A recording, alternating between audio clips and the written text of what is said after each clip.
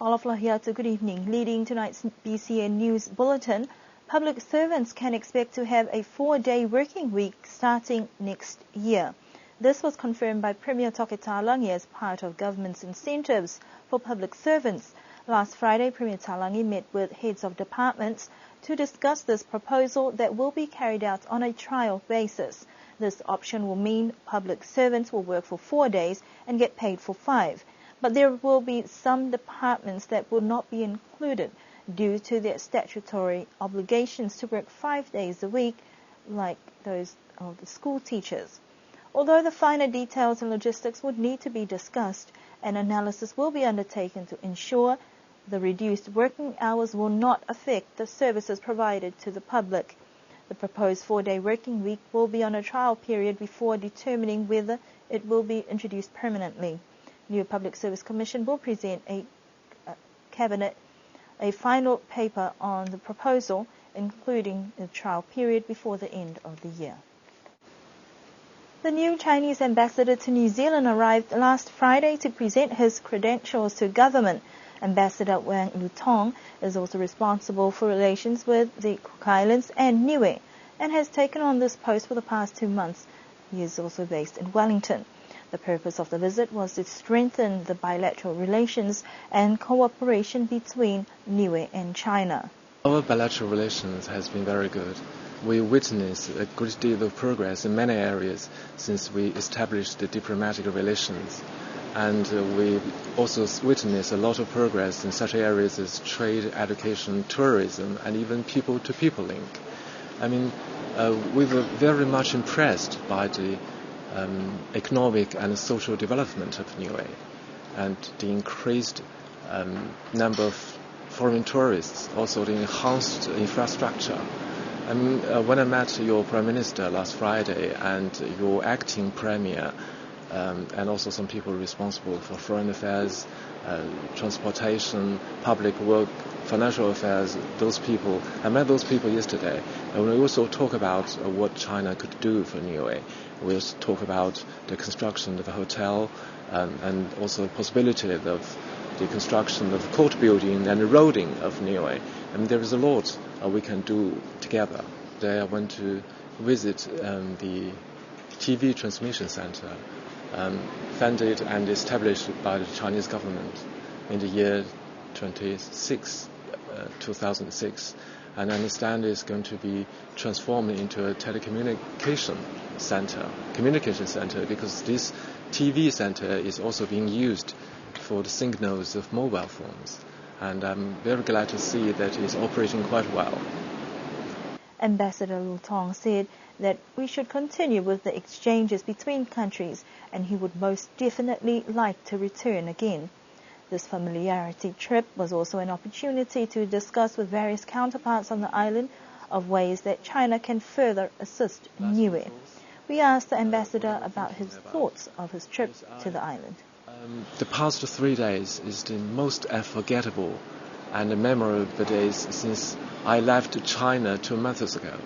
And I think those memories will stay in our memories. The last 3 days will stay in our memories for many years to come.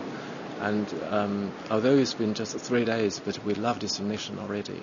And it's my wish, it's my intention that we could continue our exchange of visits like this and strengthen our cooperation in many areas. And I also wish for a very bright prospect for our bilateral relations. And I also wish to take this opportunity to wish all of you a very Merry Christmas and Happy New Year. The ambassador departed the island today. Last Friday, local sporting officials welcomed the arrival of the Queen's Baton for the 20th Commonwealth Games that will be held in Glasgow, Scotland in 2014. The Baton relay will reach 70 nations and territories, cover 190,000 kilometers in 288 days.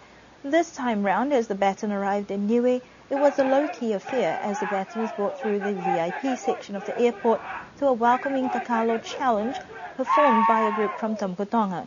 With a few short words from the Niskaga President Des Hipa, Oceania Rep Hugh Graham, and representatives from the host country Scotland.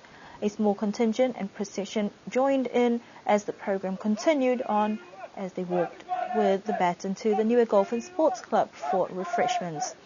Then bright and early on Saturday morning, young and old braved the elements to take part in the Niue Sports Expo at the Niue High School Sports Ground. It was an opportunity to be photographed holding the Queen's Baton that attracted a lot of people to the Niue Tabloid Sports events organized by the Niue Island Sports and Commonwealth Games Association.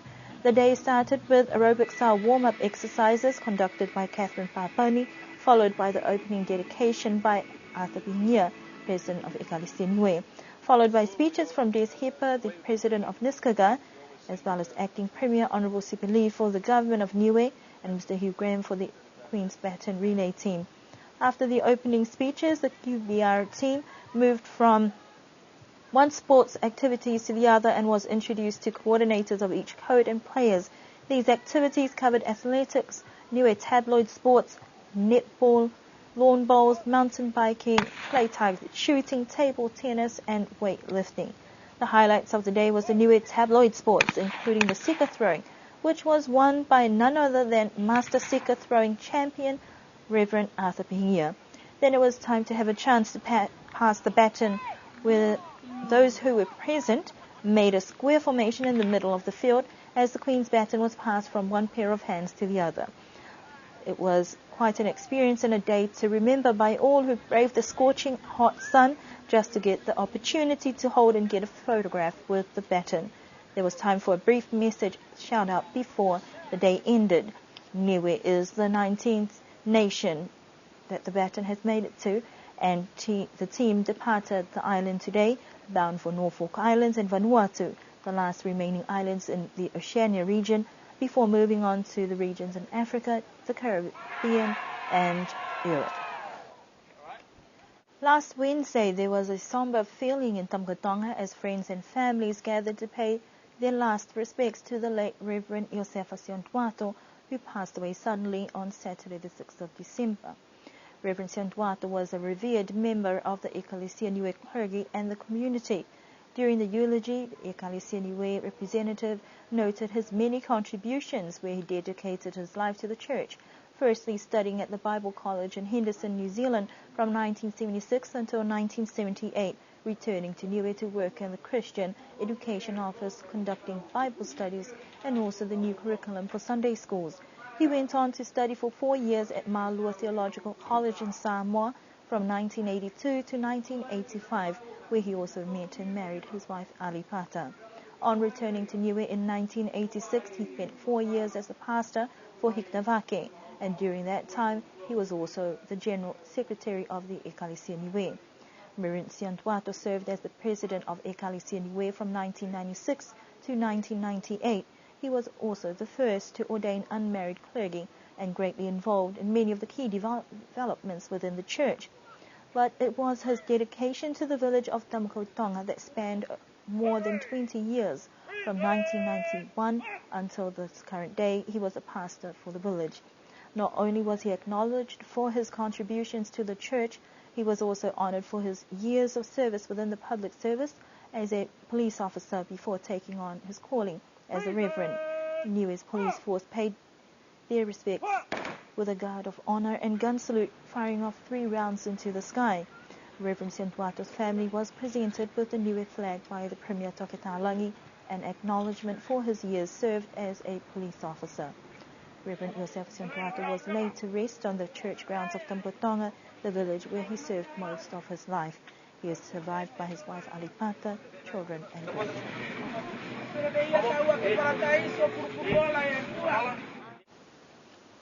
On Thursday last week, it was Niue High School's turn to acknowledge the efforts of students throughout the year with their annual prize-giving ceremony. The theme for the day focused on appreciation and respect for multiculturalism, reflects good character and sound education. There was entertainment from the new entries Year 7 students, as well as a special performance from the outgoing seniors of Year 13. Many parents were present to witness their children attain prizes in the different subject areas. There were also many prizes sponsored by various individuals and groups, but the overall scholars' prizes were sponsored by the school for each of the years. For Year 7, the Scholar Award went to M. Mangtongia. Year 8, Shiloh Pasisi, Year 9 Gemma Parker, Year 10 Scholar Vitolia Pulhetoa, Year 11 Scholar Ashley Pihingia, Year 12 Scholar Kenan Pasisi. But the moment all we're waiting for was the reveal of the ultimate prize and Niue High School Ducks for 2013 that went to head girl Liline Morrissey. With the formal program out of the way, it was time for the tradition where Niue High School teams took on the school leavers, with a rugby match-off for the boys and netball for the girls.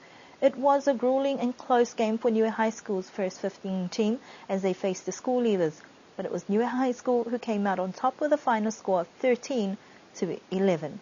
The girls' game on the court had mixed results and also proved a tough feat.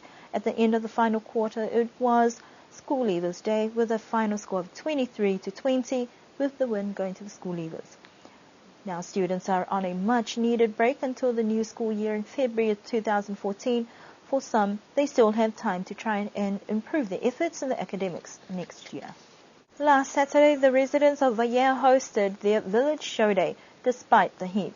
Stalls were set up around the village field, and a few punters and supporters who did make it were treated to some delicious food. Although the agricultural food crops were fewer this year, and people did have to walk a fair bit in the scorching island heat, but it was all worth it in the end. Acting Premier Baton acknowledged the village for their efforts despite a clash in events happening on the day. One of the village elders also reflected on various developments over the years within the village. But village member of Parliament Talaisi Tamatalaisi was adamant that the show go ahead, regardless of the other events, because it had been planned throughout the year. He also reminded government representatives of a promise made last year to assist with making the road and entrance to the village better. That has yet to be seen. The women of the village had a range of crafts on display, but it was the painted fabrics that were common. Then some of the youngsters were able to put a few dances together to round off what was a rather hot but good community gathering.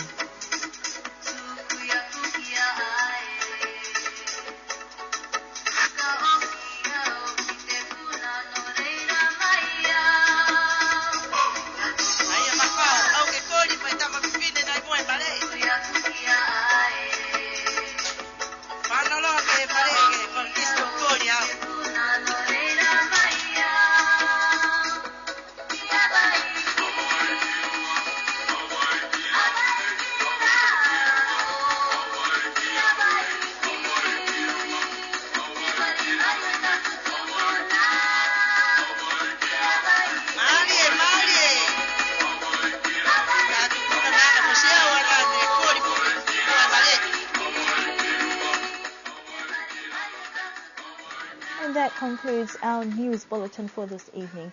Do join us again for our next news bulletin on Thursday evening.